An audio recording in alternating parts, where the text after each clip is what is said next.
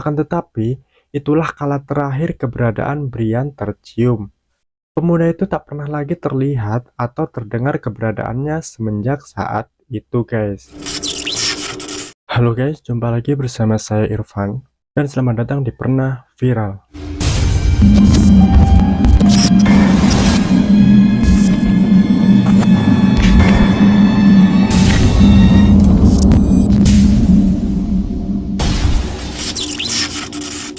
Terima kasih buat kalian semua yang udah ngeklik video ini, dan jangan lupa subscribe, like, dan share video ini ke semua sosial media kalian. Aku juga mau ngingetin sama kalian semua untuk tetap selalu berhati-hati dimanapun kalian berada, karena kejahatan selalu ada di sekitar kita, guys. Jadi jangan sampai kita atau keluarga kita mengalami hal-hal aneh atau bahkan mengerikan seperti yang akan aku bahas kali ini. Sama seperti sebelumnya, guys, kasus kali ini masih tentang misteri orang hilang yang tidak pernah terungkap sampai saat ini. Dan ini dia kisahnya, guys. Di video sebelumnya kita berada di Hawaii, dan sekarang kita ke Amerika, guys.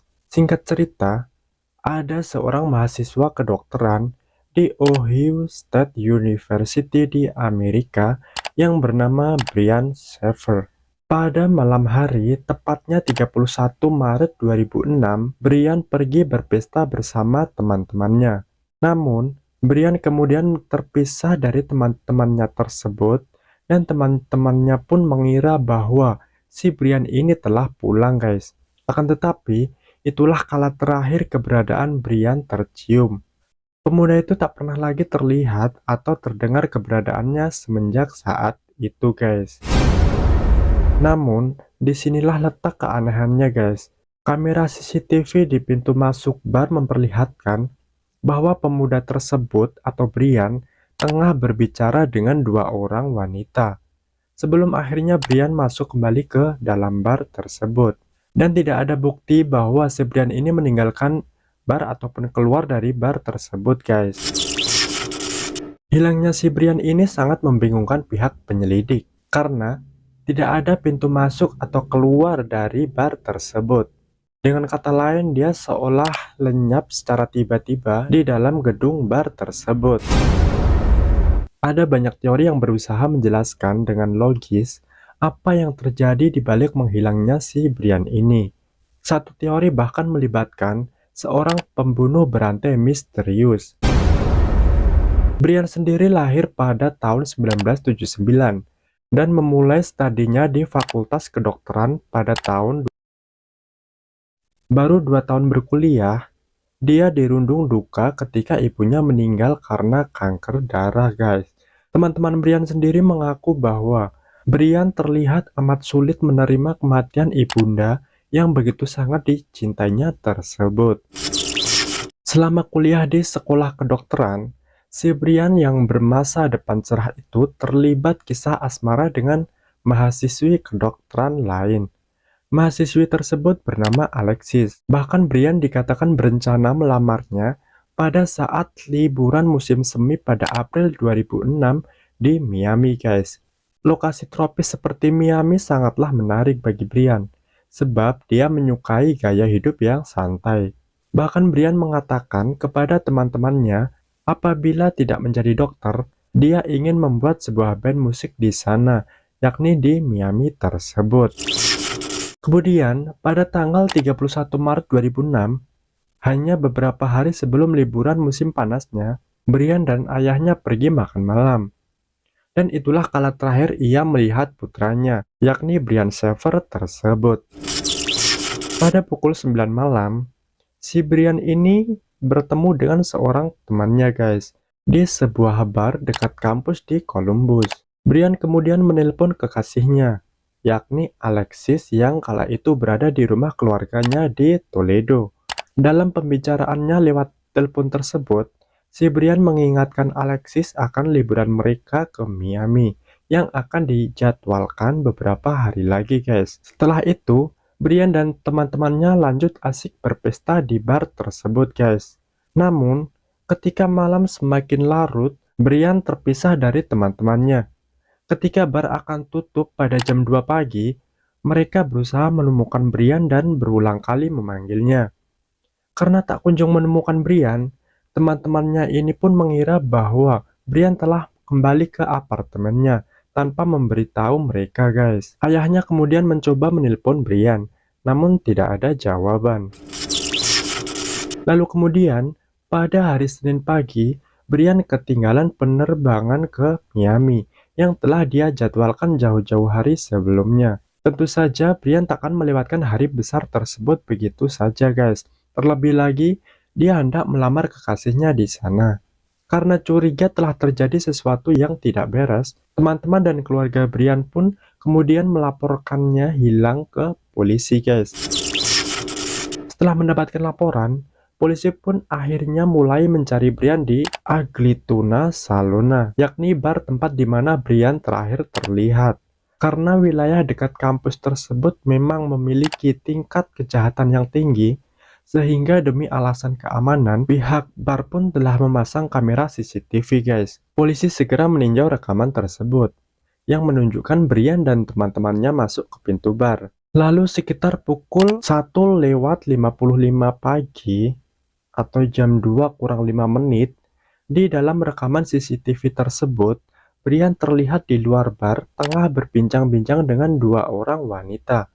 Setelah keduanya pergi, Brian terlihat masuk kembali ke dalam bar tersebut.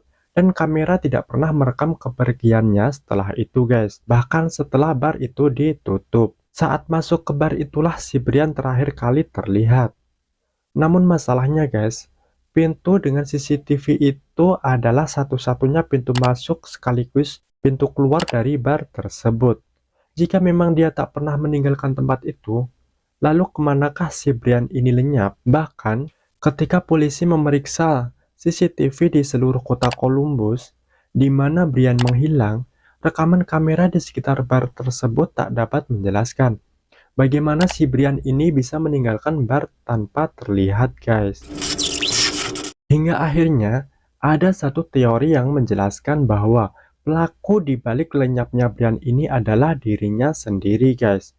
Dan ada kemungkinan bahwa Brian bisa saja mengganti pakaiannya di bar, lalu mengenakan topi sembari menundukkan kepala untuk menyembunyikan wajahnya di kamera CCTV. Apartemen Brian sendiri terlihat tak tersentuh. Itu membuktikan bahwa malam itu dia tak pernah kembali ke apartemennya, guys. Bahkan, mobilnya pun masih terparkir dengan rapi di luar bar di mana ia menghilang. Dan anehnya, kondisi di dalam bar pun masih rapi. Tidak terlihat sedikit pun ada jejak-jejak kejahatan di sana, guys. Teori polisi yang meyakinkan bahwa Brian sendirilah yang menjadi dalang di balik kasus ini sekilas cukup masuk akal. Karena mengingat ibunya yang baru saja meninggal, guys. Dengan begitu, mungkin saja dia masih berduka, sehingga memutuskan untuk pergi. Mungkin untuk memulai hidup baru. Apalagi ia sempat mengutarakan pada teman-temannya bahwa apabila ia tidak menjadi dokter, dia ingin tinggal di lokasi tropis seperti Miami dan membentuk sebuah band. Teori ini memang terdengar bisa dinalar oleh pihak kepolisian. Akan tetapi, semua orang yang mengenal Brian secara pribadi langsung menampik mentah-mentah hal tersebut, guys. Memang benar, Brian sangat terpukul atas kematian ibundanya. Namun, ia masih memiliki seorang ayah dan tak terbayangkan jika Brian tega membuat ayahnya menderita dengan cara tiba-tiba menghilang begitu saja, guys. Ditambah lagi, dia memiliki seorang kekasih yang amat dicintainya dan bahkan ingin menikahinya, guys. Lantas, bagaimanakah dengan dua wanita yang terlihat berbicara dengan Brian sebelum Brian dinyatakan hilang? Polisi pun berhasil menemukan mereka. Namun, ketika diinterogasi, polisi berkesimpulan bahwa mereka sama sekali tak ada hubungannya dengan hilangnya sang calon dokter si Brian tersebut. Alexis, sang kekasih Brian, seolah tak mampu move on semenjak pria yang dicintai itu menghilang. Bahkan setiap malam sebelum dia tidur, Alexis tak pernah berhenti untuk mencoba menelpon Brian, berharap suatu saat Brian akan menjawabnya. Karena biasanya, Jika nomor HP tidak aktif, semua panggilan itu akan masuk ke voicemail. Tapi itu hanya berlaku jika melakukan panggilan menggunakan pulsa, guys. Lalu kemudian, pada malam di bulan September, suatu hal yang aneh pun terjadi. Handphone milik Alexis berdering 3 kali. Itu pertanda bahwa handphone si Brian aktif atau dinyalakan. Mengingat Brian membawa telepon genggamnya tersebut saat menghilang, namun polisi tidak pernah berhasil menemukannya. Handphone milik Brian tersebut terdeteksi di menara seluler di Hilliard, guys, 23 km dari kota Columbus, tempat di mana si Brian ini menghilang. Walaupun polisi menerima banyak petunjuk, namun tidak ada satupun yang membuahkan terobosan berarti dalam kasus ini, guys. Kemudian pada konser grup musik Pearl Jam di Cincinnati, penyanyi utamanya yakni Eddie Vedder meluangkan waktu di sela lagu-lagunya untuk meminta bantuan para penggemarnya apabila mereka pernah mendengar keberadaan Brian, karena mengingat dulu Brian adalah fans berat mereka. Randy Shaver, ayah dari Brian yang baru saja dirundung duka karena kematian istrinya, kini juga harus bersedih atas menghilangnya sang putranya yakni Brian Shaver tersebut.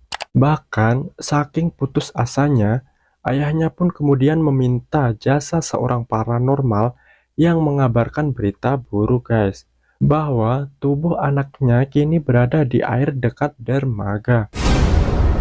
Dia dan Derek, adiknya Brian, bersama dengan beberapa warga lain yang tertarik dengan kasus menghilangnya Brian ini, kemudian menghabiskan waktu mereka untuk mencari tubuh Brian di sepanjang sungai yang mengalir melalui kota Columbus, guys.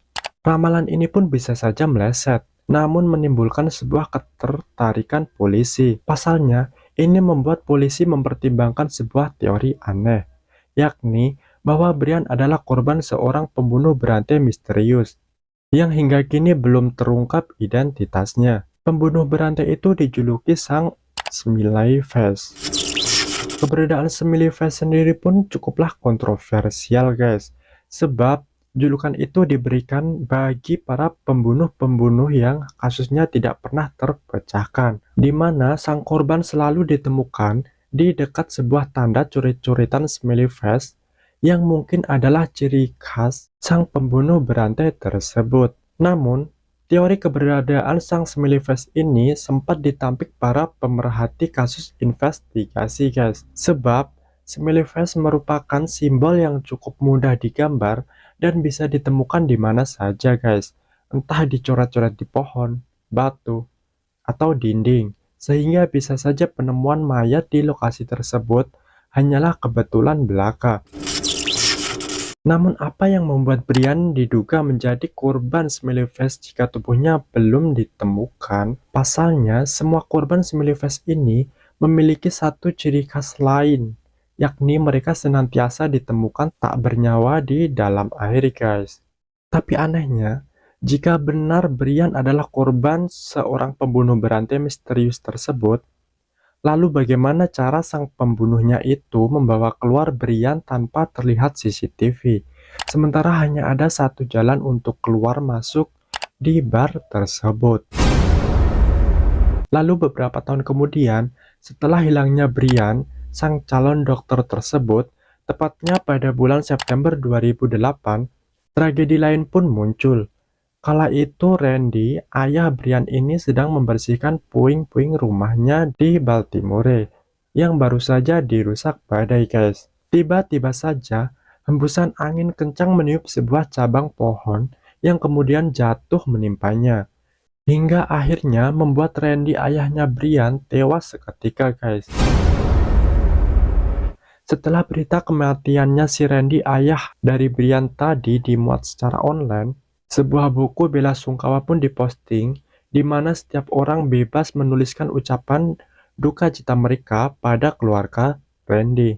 Namun yang aneh, salah satu tanda tangan di dalam ucapan duka cita tersebut ada yang bertuliskan, "Untuk ayah, love, Brian." Pesan misterius ini seakan mengisyaratkan bahwa Brian benar-benar telah kabur untuk memulai kehidupan baru di tempat lain. Namun setelah diselidiki lebih lanjut, catatan itu ternyata diposting dari sebuah komputer yang bisa diakses oleh umum di sebuah perpustakaan tak jauh dari sana. Entah apa yang sebenarnya terjadi dengan Brian Shaffer, sang calon dokter tersebut. Namun, kasus menghilangnya Brian ini juga mengingatkan publik pada kasus hilangnya Corey di Suffolk, Inggris yang ceritanya juga hampir mirip guys. Karena pada tanggal 24 September sebelum si Corey ini menghilang, Corey yang tengah mabuk berat terakhir terlihat di rekaman CCTV memasuki sebuah gang buntu. Namun lagi-lagi, sama seperti kasus Brian Shaffer tadi, dia tak pernah keluar dari gang tersebut dan lenyap begitu saja guys. Tapi berbeda dengan kasus Brian, paling tidak ada teori logis yang bisa menerangkan hilangnya si Corey ini. Karena kala itu, di dalam gang di mana Corey menghilang, terdapat sejumlah tempat sampah. Sehingga banyak yang menduga karena besarnya tempat sampah, ada kemungkinan si Corey ini terjatuh ke dalam salah satu bak sampah tersebut dan secara tak sengaja terangkut oleh truk sampah. Salah satu buktinya adalah sinyal ponselnya yang terlacak di sepanjang rute antara gang di mana si Corey menghilang dan sebuah tempat pembuangan sampah. Polisi juga menemukan bahwa truk sampah yang melewati rute tersebut biasanya hanya membawa beban 15 kg. Namun, pada hari kejadian, truk tersebut memiliki bobot yang jauh lebih besar guys, yakni lebih dari 100 kg. Namun, tentu sulit untuk mengklarifikasi keberadaan Corey, karena kemungkinan sudah meninggal terendam dalam sampah tersebut. Bahkan yang lebih mengerikan, tubuhnya sudah hancur di tempat pembuangan sampah tersebut, hingga sangat sulit untuk menemukan jasadnya. Akan tetapi, tentu ada dugaan lain bahwa Corey sesungguhnya dibunuh guys. Pasalnya, Corey bekerja sebagai sniper bagi militer Inggris. Sehingga ada kemungkinan seseorang yang dendam dengan Corey menghabisinya di gang itu dan membuat kematiannya seolah-olah kecelakaan. Apakah itu juga yang terjadi di balik hilangnya Brian? Sampai sekarang tidak ada yang tahu. Jadi gitu guys ceritanya.